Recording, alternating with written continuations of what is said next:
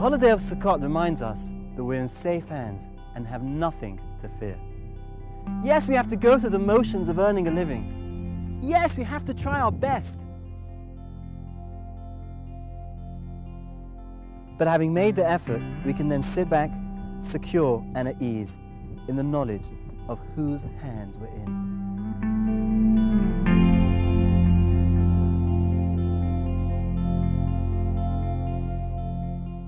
Consider a nation of wayfarers living in total desolation. No water, no food, no protection from the elements, not even a Makolet or a 7-Eleven in sight.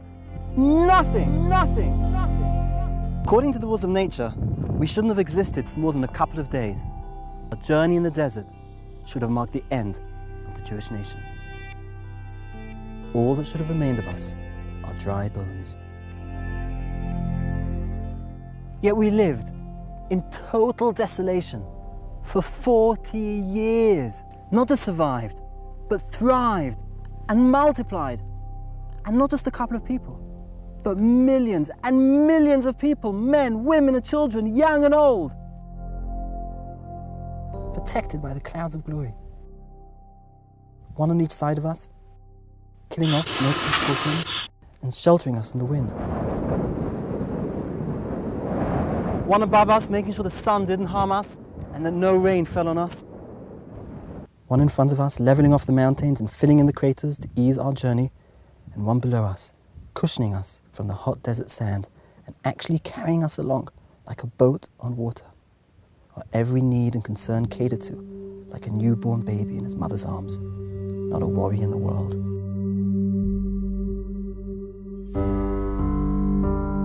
The sukkah helps us recall this glorious period of our history. Leave behind your sound and solid house. Cast aside your man-made securities and learn the lesson of the sukkah. Security, real security, comes from God alone. Here in the desert, God revealed himself as the prime sustainer of all. Sukkot is an auspicious time to strengthen our belief. In fact, according to Kabbalistic sources, the sukkah is referred to as Tzela de Mehemnusa, the shelter of belief. It is a golden opportunity to grow in our trust of God, a time to take a deep look inside ourselves and question our inner convictions, to ask ourselves, what is the source of our security? Is it our homes, our assets, our bank accounts? Or is it the source of life itself? That is why the schach cannot come from material that's man-made. That would destroy everything the sukkah stands for. It would steer us away from the call of the sukkah, which is to internalize that God alone sustains and provides for all our needs. Yes, it's true. We're living in difficult times. But in God's eyes, is our situation today any harder than sustaining our ancestors in the desert? The stars that we see when we look up through the holes in our schach are those same stars our ancestors saw when they looked up to the sky.